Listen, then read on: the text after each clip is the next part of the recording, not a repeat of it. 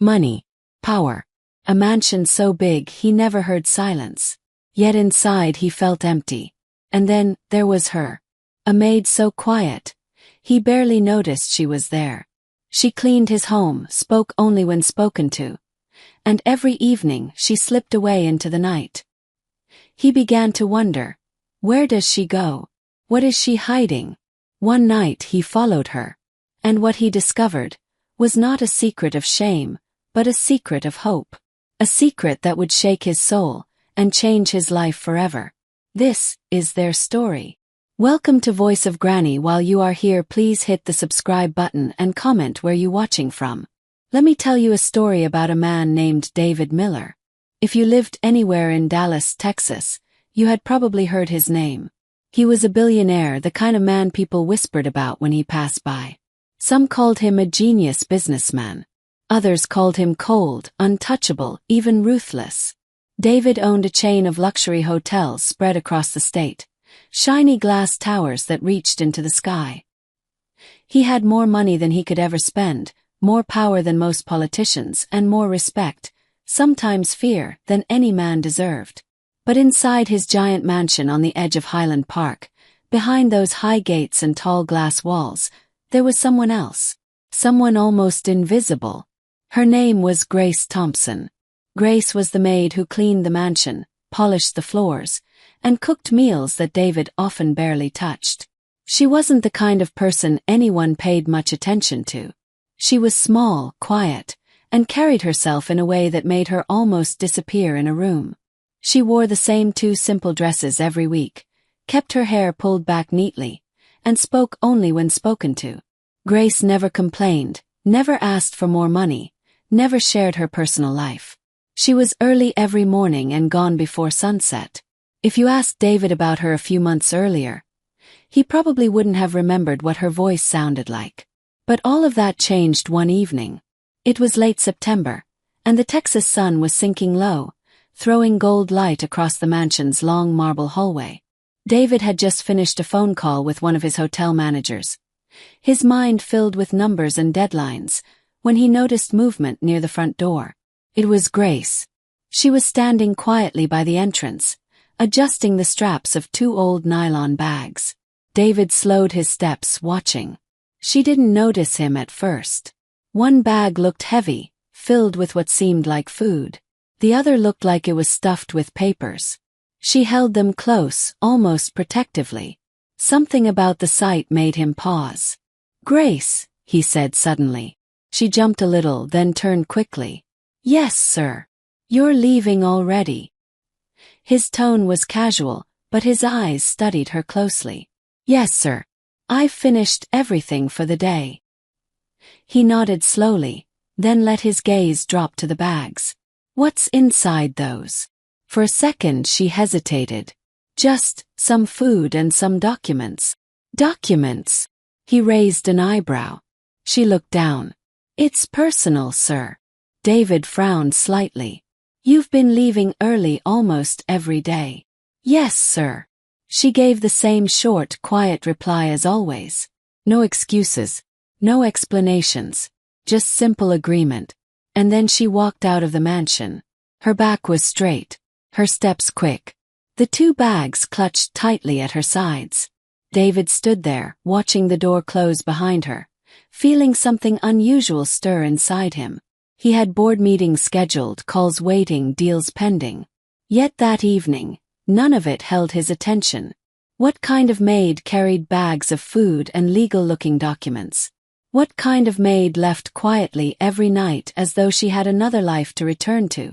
For the first time in years, David Miller found his mind stuck on something he couldn't quite figure out. That night, sleep did not come easily.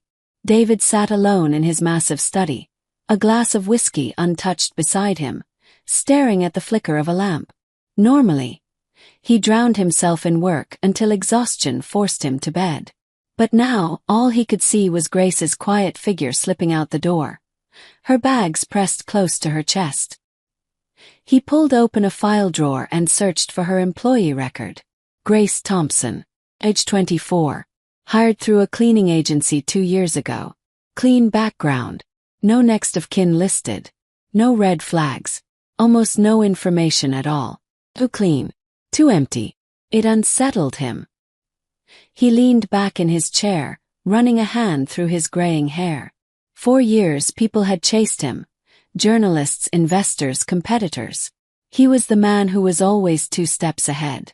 The man who never followed anyone. But as midnight ticked past, David made up his mind. Tomorrow he would follow Grace. Not out of suspicion. Not even out of pride. But because one question now burned in his chest.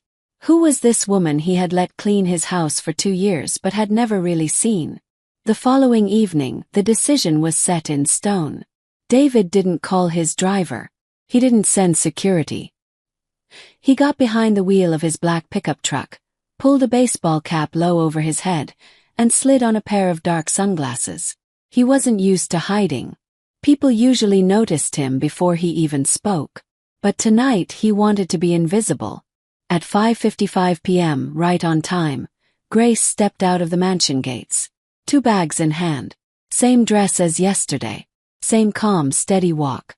David's eyes followed her every move. She didn't call a cab. She didn't use an app for a ride.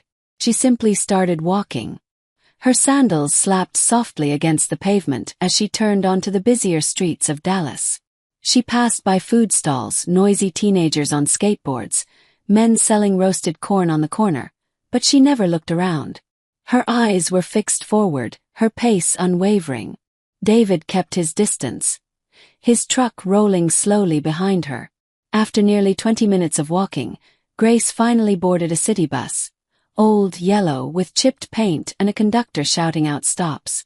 David hesitated for only a second before following in his truck. The ride took them far from Highland Park. Away from shining towers and clean sidewalks. Into neighborhoods David hadn't driven through in decades. Streets lined with worn-out houses, corner stores with broken signs, sidewalks cracked and uneven. When the bus finally stopped, Grace stepped off. David parked a short distance away. His eyes narrowed as he watched her move quickly past blocks of crumbling buildings. She turned into a narrow street and slipped through a rusted gate with a faded sign hanging above it. House of New Hope. Free classes, free meals. David frowned. What was this place? He stayed in his truck, his gaze fixed on the cracked window of the small building. Inside he saw something that stopped his breath. Grace. But not the Grace he knew in his house, the silent maid with her eyes lowered. This Grace was standing at the front of a crowded room, chalk in hand, writing words on an old blackboard. Around her sat adults on wooden benches, women in aprons, men with rough hands, teenagers with tired eyes. All of them stared at her as though she carried the key to something they had long been waiting for. And she did. Her voice carried warmly, patiently, as she guided them through the lesson. The words on the board were simple. How to fill out a hospital form. David leaned forward, his chest tightening. He watched her bend gently over an older man's shoulder, pointing to a line on the paper, repeating the words slowly until he got it right. The man's face broke into a smile of victory, of relief. Grace smiled back. And in that moment David realized something shocking. He had never seen her smile before. Not in his mansion. Not in the gleaming hallways. Not behind the stove or with a mop in hand. Here she was alive. Her eyes shone with purpose. Her voice carried authority. Her hands moved with tenderness. This wasn't just a maid. This was a teacher. Leader. A giver. David sat frozen in his truck, his heart pounding harder than it had in years. For the first time in a very long time, the billionaire who thought he had seen everything in life realized he had seen nothing at all. That night, David couldn't eat, couldn't sleep. The image of Grace standing at that chalkboard replayed over and over in his mind. And with it came a deep, unsettling shame. Inside his mansion, food-filled pantries he never touched. Closets overflowed with clothes he had forgotten about. Rooms sat empty and used. And just outside those walls Grace, the woman he had ignored for years, was feeding strangers with her own small salary. teaching them skills that could save lives, giving them dignity with nothing more than chalk and patience. No cameras, no applause, no recognition, just quiet love. David Miller, the man who was respected, feared, envied, sat in his study with a lump in his throat. And for the first time in years, he whispered a question to himself. How could I have been so blind? 4 days after that night, David Miller couldn't shake what he had seen. He still showed up at meetings. He still sat at the head of long glass tables, listening to managers pitch ideas and investors beg for his approval. On the outside, nothing had changed. He was still the billionaire people feared, still the man who seemed untouchable. But inside something was shifting. When others were talking, David found himself staring at the table, thinking of Grace's chalk-stained hands. When numbers were read out, he thought of those tired faces lighting up in her classroom. When contracts slid across the desk, he thought of her old nylon bags filled with bread and papers. The contrast gnawed at him. Every morning, Grace came into his mansion like nothing was different. She moved silently through the halls, dusting shelves, sweeping floors, serving meals. Her hair was tied back, her eyes lowered.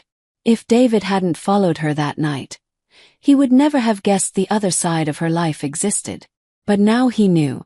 And knowing made it impossible to look at her the same way again. On the 4th evening after discovering her secret, David finally spoke. Grace was in the kitchen washing dishes. The clatter of water running over ceramic filled the air. David leaned against the counter, watching her quietly for a moment before breaking the silence. "Grace," he said. He turned startled. "Yes, sir." He studied her face. No makeup, tired eyes, a faint shadow of exhaustion beneath them. "How long have you been teaching those classes?" The plate in her hand slipped slightly. She steadied it quickly, then turned back to the sink. "Excuse me." "You heard me," he said softly. "The House of New Hope." "How long?" Her hands froze under the running water. Slowly she turned, her lips parting slightly in surprise. You followed me."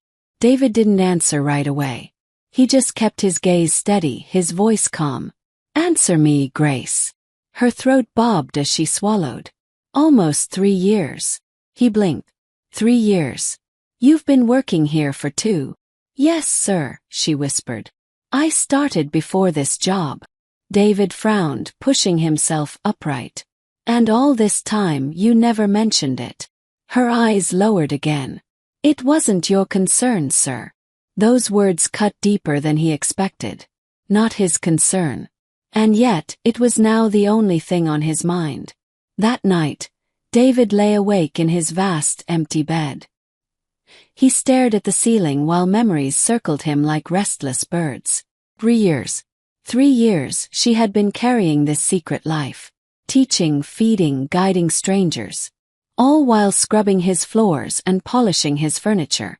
Why? Why would a young woman choose such a life of exhaustion? What drove her to split herself in two? Maid by day, teacher by night. The next evening David asked again.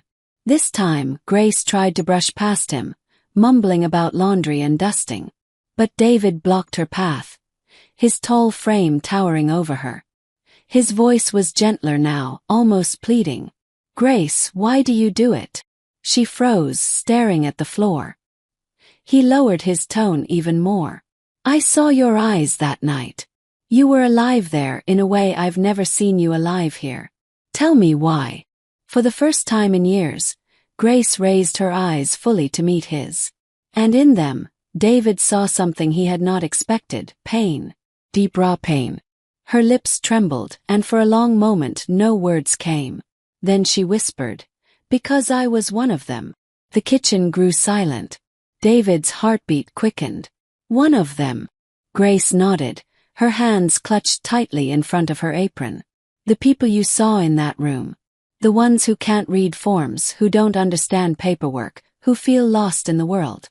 That was me once." David felt a shiver crawl across his skin. Grace's voice broke as she continued. "I grew up in a broken home, sir. My father left when I was 7. My mother worked herself sick just to keep us fed. School wasn't steady. Some years, I couldn't even attend because we had no money for books or clothes. By the time I was 15, I had dropped out completely. I couldn't even fill out a job application. Her eyes glistened, but she refused to let the tears fall.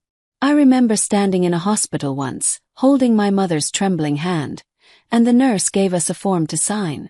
I couldn't read half the words. I couldn't even understand what they were asking for.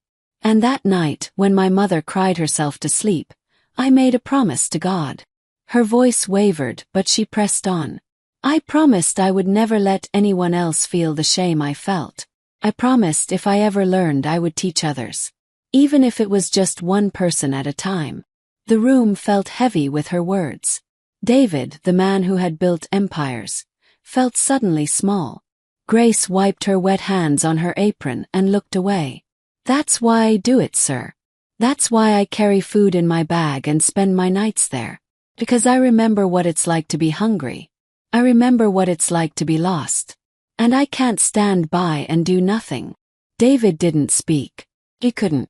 His throat was tight, his chest heavy. He had spent his life chasing power, crushing competitors, and stacking wealth upon wealth. And here stood a young woman who had almost nothing, yet lived with a richness he couldn't comprehend. When she finally turned to leave the kitchen, David whispered something he never thought he'd say. "Grace, I'm sorry." She paused, her back to him. "For what, sir?" "For not seeing you." She stood there in silence for a long time. Then, quietly, she walked away. Over the next week, David found himself drawn to that small building in the poorer part of Dallas. He didn't enter. He wasn't ready for that, but he watched from his truck as Grace taught class after class. Sometimes she stood before teenagers, teaching them to write resumes. Sometimes she guided older men through the basics of reading a bus schedule. Sometimes she served bowls of soup to single mothers, laughing with their children as though she were family. Each time, David felt something strange stirring in his chest. Admiration, respect, and something deeper he wasn't ready to name. For the first time in his life, the man who had always looked down on others found himself looking up to someone he once thought invisible. But admiration soon turned into something else. Worry. Late one evening, as David was driving back from watching her class, he noticed something unsettling. A man was standing by the gate of the House of New Hope. His arms crossed, his eyes sharp. Grace seemed to tense as she walked past him, clutching her bags tighter. The man followed her for a few steps before finally peeling away. David's grip on the steering wheel tightened. Who was that? Why did Grace look so uneasy? And why did David, a man who had never cared for anyone beyond his empire, feel such a strong need to protect her now? That night, as David lay awake once more, he knew something for certain. This was no longer just curiosity. It was no longer just admiration. Grace Thompson had become the one person he could not ignore. And whatever shadows haunted her life, he was determined to uncover them. Even if it meant stepping into a world far removed from the marble floors and glass towers he had always known. David Miller had lived his whole life surrounded by walls. Not just the tall gates that shielded his mansion in Highland Park. Not just the tinted glass that kept his office high above the streets of Dallas. The walls he carried were invisible, built over years of mistrust, power struggles, and ruthless ambition. But now, for the first time, those walls were cracking. And the person who was breaking them wasn't a powerful businessman, or a clever lawyer, or some wealthy rival. 'Twas a maid. A young woman with tired eyes and old nylon bags. Grace Thompson. For days, David couldn't stop thinking about the man he had seen outside the House of New Hope, the one who lingered near the gate, whose presence made Grace uneasy. At first, David told himself it wasn't his business. Grace had survived years without him. She clearly knew how to take care of herself. But that excuse didn't last long. Because every time David closed his eyes, he saw her clutching those bags tighter. He saw the way her shoulders stiffened as she walked past the stranger. And something inside him, The part of him that had been cold for years, stirred awake with anger. He couldn't stand it. So, one evening David made a decision. He would no longer sit in his truck, watching from a distance. He would step into Grace's world.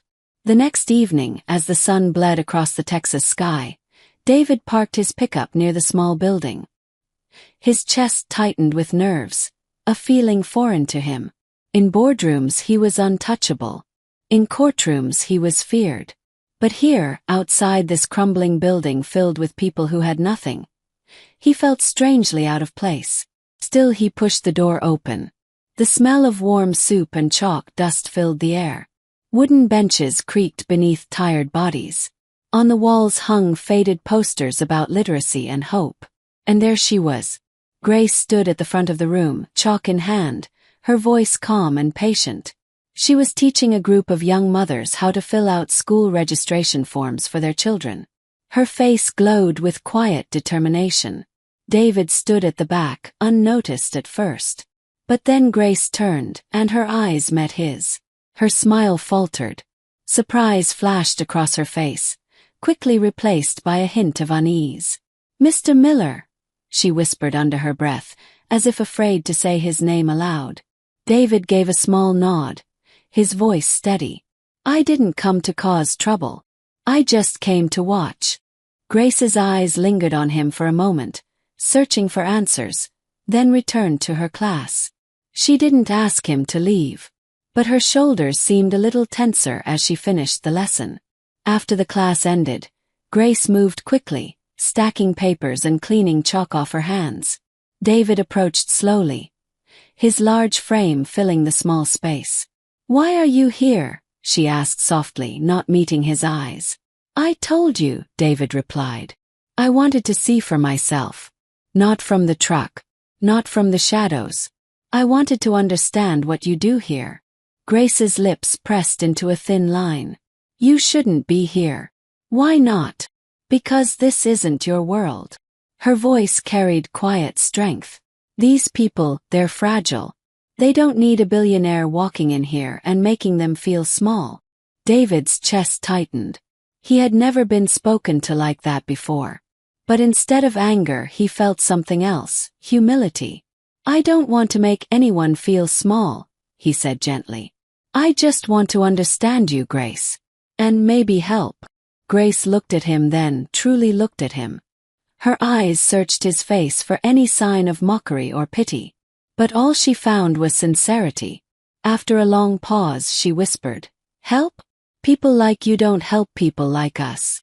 David leaned closer, his voice low. "Maybe people like me should have been helping all along." Over the next week, David began showing up more often. First, Grace was wary. She kept her distance, her eyes following him carefully. But David didn't come to take over. He didn't come to give speeches or write checks to show off his wealth. He came quietly. He sat on benches. He watched the lessons. Sometimes he even helped serve soup in the evenings, carrying heavy pots like any other volunteer. The first time he ladled soup into a cracked plastic bowl, a little boy looked up at him and whispered, "Thank you, sir." David froze. No board meeting, no business deal, no applause had ever struck him the way those 3 words did. "Thank you, sir." Simple, honest, human. But not everyone welcomed David's presence. One evening, as the class ended and people shuffled out, the same man David had seen loitering by the gate appeared again. He was tall, with a rough beard and hard eyes. His clothes were worn, but his stance carried a sharpness that made David's instincts flare. Grace noticed him immediately. Her body stiffened. She pulled her bags closer. The man smirked. "Evening, Grace." She didn't reply. She tried to walk past him, but he blocked her path. "That's all you got for me? After all this time?" His tone was mocking, but underneath it there was something darker. David stepped forward, his presence towering. "Is there a problem here?" The man's eyes flicked to David, sizing him up. He gave a dry laugh. "And who are you supposed to be?" Grace quickly intervened, her voice tight. "Please, both of you. Not here." The man smirked again, backing off slowly. We'll talk later, Grace. Don't forget, you still owe me. With that, he disappeared into the shadows. David turned sharply. Who is he? Grace's face was pale. Her hands shook as she clutched her bags. No one you need to worry about. That didn't look like no one, David pressed. Her voice cracked. Please, Mr. Miller. Don't get involved. But David had already made up his mind. Whoever that man was, he wasn't going to let Grace face him alone. That night, as David drove home, anger burned in his chest. Grace wasn't just carrying the weight of her past, she was still haunted by it. Someone out there had power over her, and she was too proud or too scared to ask for help. For the first time in years, David Miller's business deals didn't matter. Stock prices didn't matter. Hotel contracts didn't matter. What mattered was a maid with old nylon bags, standing at the crossroads of fear and courage. And David knew, deep in his bones, that he was about to step into the most important fight of his life. Not for money, not for power, but for Grace. The mansion in Highland Park had never felt so empty. David Miller had built it to impress, a palace of glass, marble, and steel. But now, every corner echoed with silence. The laughter he'd heard at the House of New Hope, the sound of children giggling as Grace handed out soup, the voices of men and women repeating words she had taught them. All of that warmth was missing here. Instead, David sat alone in his study, his mind heavy with questions. Who was that man who haunted Grace? And what did he mean when he said she owed him? The following evening, David didn't wait in his truck. He walked straight into the House of New Hope. Grace looked up from her chalkboard, her eyes narrowing when she saw him. After the lesson ended, she pulled him aside. Mr. Miller, she said quietly, her voice firm. You can't keep coming here like this. David tilted his head. Why not? Because people notice you. They know who you are. A billionaire in a place like this. It draws attention. It makes people nervous. David's jaw tightened. Grace, I don't care what people think. I saw the way that man looked at you. I heard what he said. You're in trouble, and I need to know the truth. Her eyes darted away. She hugged her bag closer, as if it could shield her. I told you, she whispered. It's none of your concern. David stepped closer, his voice softer now. Grace, I can't just stand by. Not anymore. You've carried this alone long enough. Let me help. Her lips trembled, and for the first time, tears welled in her eyes. She tried to blink them away, but one slipped down her cheek. David had seen powerful men cry in defeat. He had seen rivals crumble in despair, but nothing struck him like that single tear on Grace's face. And then, in a voice so small he barely heard it, she said, You don't know what I've done. They sat together on one of the worn wooden benches, the chalkboard behind them still covered in words. Grace held her bag in her lap, her fingers twisting the straps nervously. I was 16 when I met him, she began, her voice hollow. His name is Mark. First he seemed kind. He offered me food, a place to stay when my mother was sick and we couldn't pay rent. I thought he was helping me. But I was wrong. David's chest tightened. Grace continued, her voice shaking. Mark wasn't helping. He was using me. He dragged me into things I didn't understand. Stealing, lying, carrying money that wasn't ours. I was just a scared kid. I thought I didn't have a choice. Her hands trembled as she spoke, but she didn't stop. One night it went too far. He asked me to distract someone while his friends broke into a store. I didn't know what would happen. I thought it was just about food or money. But someone got hurt that night. Badly hurt. And even though I wasn't the one who held the weapon, I was there. I was part of it. Her voice broke completely, and she covered her face with her hands. David sat in silence, his heart pounding. Grace's words spilled out between sobs. I never forgave myself. I walked away from Mark after that night, but he never walked away from me. He shows up, reminding me of what I did, reminding me I'll never be free. And he's right.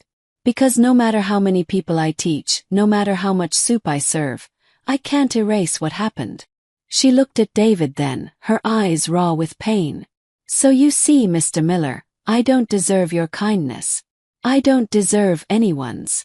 I've been living these past years trying to pay a debt I can never pay. The weight of her confession hung heavy between them. David, who had once believed that money solved everything, sat speechless. No amount of wealth could rewrite her past. No empire could erase her guilt. But as he looked at her, trembling on that wooden bench, he saw something deeper than guilt. He saw courage. Grace could have disappeared. She could have hidden forever. Instead, she chose to stand in front of strangers, to lift them up, to give them tools she never had. She wasn't running. She was fighting every single day. And for the first time in his life, David Miller realized that true strength wasn't found in skyscrapers or bank accounts. It was found in a young woman who refused to let her broken past define her future. That night, David drove Grace home. Her apartment was small, tucked behind a row of laundromats and gas stations. She carried her bags upstairs quietly, but before she went inside, David spoke. "Grace." She paused at the doorway, her hand on the knob. "I don't care what you've done," he said firmly. "I only care about who you are now. And from what I see, you're the strongest person I've ever met." Her lips parted slightly, as if she wanted to reply, but no words came. She simply gave a faint nod and slipped inside, closing the door gently behind her. But the past has a way of clawing back when you least expect it. The very next evening, when Grace arrived at the House of New Hope, Mark was waiting. This time he wasn't alone. Two men stood with him, their faces hard, their presence threatening. David, who had arrived early and was already inside, saw the tension through the window. He rushed outside, his chest tight. "Grace," Mark drawled, his grin sharp. "You've been avoiding me." Grace stood her ground, though her hands trembled. "I told you, Mark. I'm done with you." "Done?" He chuckled darkly. "You think you can just erase the past? You think feeding these beggars makes you clean?" David stepped forward, his voice low and dangerous. "She said she's done. Leave her alone." Mark's eyes flicked to David, and recognition flashed. Well, the billionaire. I've seen your face in the papers. What are you doing here, playing knight in shining armor for a maid?" David's jaw clenched. "I said leave her." Mark smirked. "You don't scare me, rich man. You think money protects you everywhere. Out here, it doesn't mean a thing." The two men beside him stepped closer, their eyes cold. Grace's voice cracked with fear. "Please, Mark, don't do this." But Mark only leaned closer, his whisper like poison. "You owe me, Grace. And if you don't pay, maybe your new friend here will." The confrontation ended without fists, but the threat was clear. Mark and his men left, promising they'd be back. Grace sank onto the nearest bench, her face pale. "You shouldn't have interfered," she whispered. "Now he'll come after you too." David sat beside her, his voice steady. "Then let him. I've fought bigger men than him. And I've won." Grace shook her head. "This isn't business, Mr. Miller. This is dirt, this is danger. You're not built for this world." David looked at her with quiet intensity. "Maybe not. But I'm not leaving you in it alone." From that night on, David was no longer just an observer. He was in the fight. He began calling in favors quietly, not with loud headlines but with careful moves. Lawyers who owed him debts started digging into Mark's record. Private investigators began to follow his movements. For the first time, David wasn't building for himself. He was building a shield for Grace. And somewhere deep inside, he realized that what he felt for her was no longer just admiration. It was something far more dangerous, something far more precious. The grand opening day of the new literacy center arrived, and the small town in Texas buzzed with excitement. The banners read, "The Grace Miller Literacy Center." Bold letters stretched across the entrance. Beneath it, a smaller line added quietly, founded in partnership with David Anderson. People from all walks of life had gathered. Families who had once struggled with reading, townsfolk curious to see the project, business partners of David's who had flown in, and reporters holding cameras and notebooks. But the biggest crowd came from the community itself. Men and women who knew what it meant to live in silence, ashamed of not being able to read. They stood in line, some with trembling hands, waiting to enter what felt like a house of hope. Grace stood at the side of the entrance, her dress a modest shade of blue, her eyes filled with both nervousness and joy.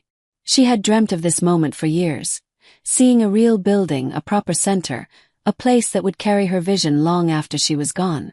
David arrived just behind her, his suit crisp, his presence calm. He no longer looked like the aloof businessman who had once only cared for money and power.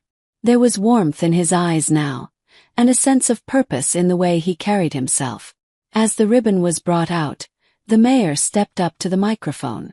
Today is a day of new beginnings for our community.